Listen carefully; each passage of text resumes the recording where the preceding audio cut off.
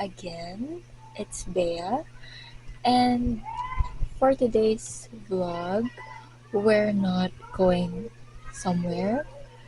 We're just going to be a school girly because this week we have a lot of school requirements that we need to finish within this week kasi next week is finals week na namin. So exams week na namin.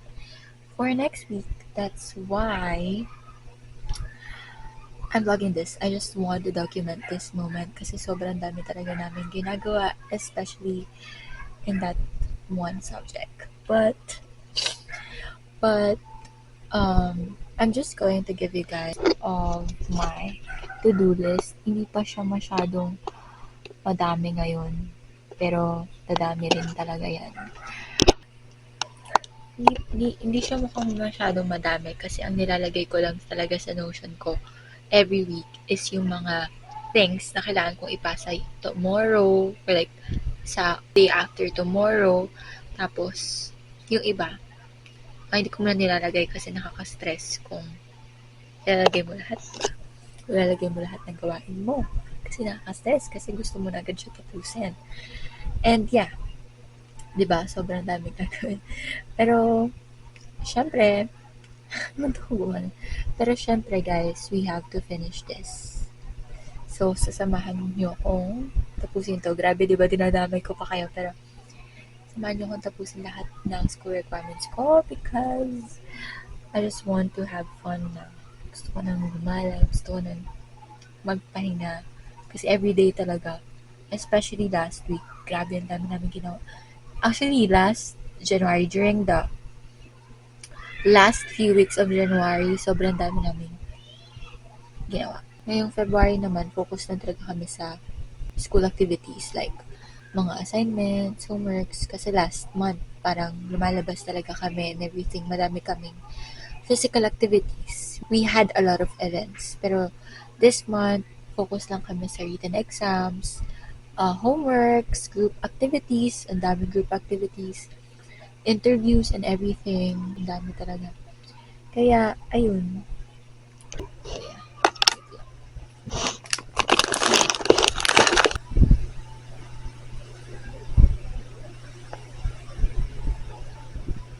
So, yung una kong gagawin is yung sa ESP kong homework. ESP homework. Tapos, ano pa ba? So, yun lang naman. Dami kong gagawin. Pero like, konti lang talaga yung ginagawa ko per day. Like, iniisa-isa ko lang siya per day. Iniisa-isa ko lang talaga siya per day. Para hindi ako ma-stress. Tsaka para may gagawin pa ako sa mga iba pang araw. Kasi, sayang naman, hindi wala akong gagawin. De, pero, kailangan ko rin gumawa ng mga reviewers and everything. Actually, meron pa akong quiz sa, oh my gosh, may quiz pala kami sa Philippines. Ayaw na.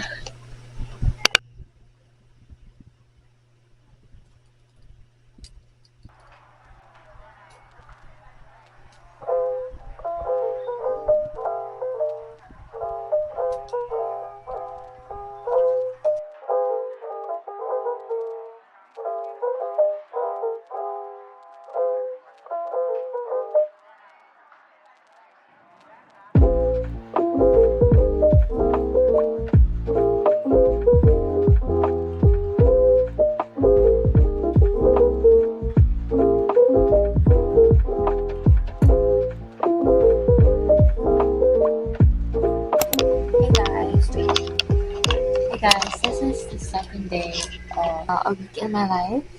And ngayon pa lang, guys, grabe, hindi na agad ako nakapag-record yesterday after school ko. Kasi ang dami kong ginawa. Kasi gumawa pa ako ng reviewer ko for a quiz in one subject. And I did my homeworks, assignments, and made a progress in one project. Actually, groupings project siya. And yeah. By the way, today is February 12, 2026. And it's currently It's currently 7:49. As of now, gumagawa talaga ako ng Gizmo flashcards ko for a quiz for tomorrow kasi we have two quizzes. One is a group quiz, which is like magkakaroon lang kami ng show me board and then the questions are presented sa TV. Naka-assign na rin sa amin kung ano yung i-review namin para makakatulong talaga kami every time na may mahirap na tanong, just in case for tomorrow. Ayun, ang isa pang ginagawa ko talaga ngayon is, ito, nag-vlog ako kasi nga hindi ako nakapag-vlog kahapon pagka-uwi ko. Super dami namin ginagawa talaga every week before exams. Pero dahil 4 na taon na ako sa school ko, wala na akong magagawa, kundi mag-peace. No, but, yeah, literally, kasi wala naman na tayong magagawa. Hindi naman pwedeng lagi tayo magreklamo, right? Pero sometimes, di ba, kung may karapatan naman tayo magreklamo, bakit natin gawin? Pero minsan, dapat talaga mag-adjust na tayo. Tayo na yung mag-adjust. Tayo naman yung estudyante. Pagdating na ako. But anyway, just a quick reminder to you guys, para hindi kayo mag-alala sa akin na laging nagka-cram, laging nagpo-procrastinate. Hindi naman ako nagpo-procrastinate, actually. Maga ko namang natatapos yung iba. Siguro for me, gawin yung motivation, yung mga gusto nyong gawin at the end of the week. Like, tapusin nyo na lahat para makagala kayo. Tapusin nyo lahat para makalaro kayo. Diba? Motivation yun guys eh, para magawa nyo na yung mga gusto nyong gawin and gawin nyo na ng maaga yung mga kailangan nyong gawin. So, yeah. It's all about prioritizing time management, discipline also, and responsibility. Kasi, since we are all students, diba? We all have responsibilities and accountabilities at school. That's why we have to prioritize effectively and make our schedules very organized. Kasi tayo lang din yung mahihirapan kapag all over the place yung mga kailangan natin gawin. At the ending, hindi natin alam kung paano natin sisimulan ng mga bagay-bagay. Yeah, that's my tip for you guys. If you also have a lot of things in your plate, diba?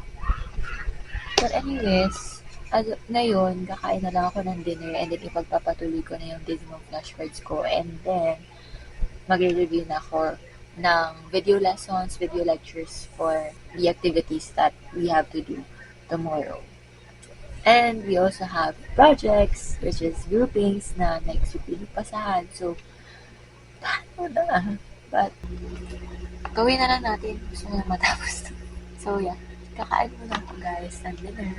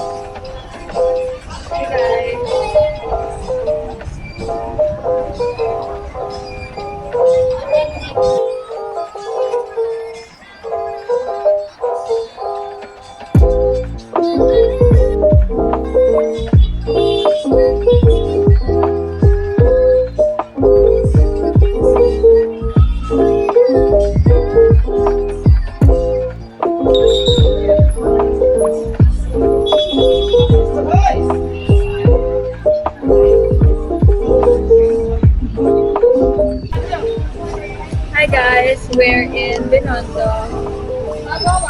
Kakabili lang namin ng Kayon pancakes.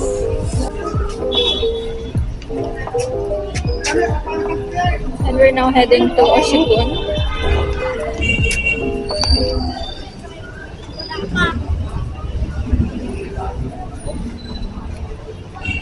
By the famous Milky Beach.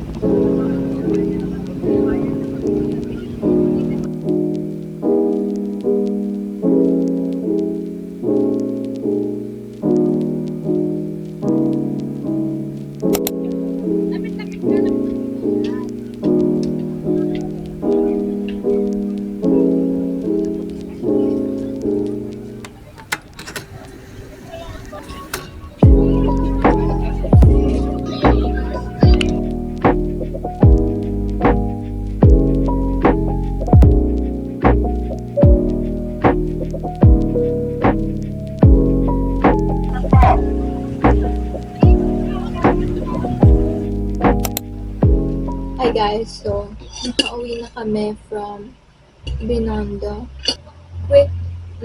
Quick summarization. Babakita ko na lang sa inyo kung ano yung mga binili namin sa Binondo and yung mga foods na tinry namin. So, first food na binili namin is itong Scayon pancakes. So, nung ni-research ko siya, sabi nila parang ito raw yung parang pancake sa China. Hindi ako sure dahil kung tama ba yan. But, ganito yung itsura niya. Masarap naman siya, pero nakakaumay siya. If, like, uubusin mo to na mag-isa ka lang kasi dalawa na kami dito, pero hindi pa rin namin siya naubos.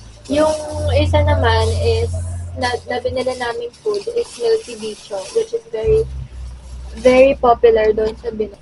Parang tinapay lang din siya, kagaya ng Scayon pancake, pero ito, milky siya.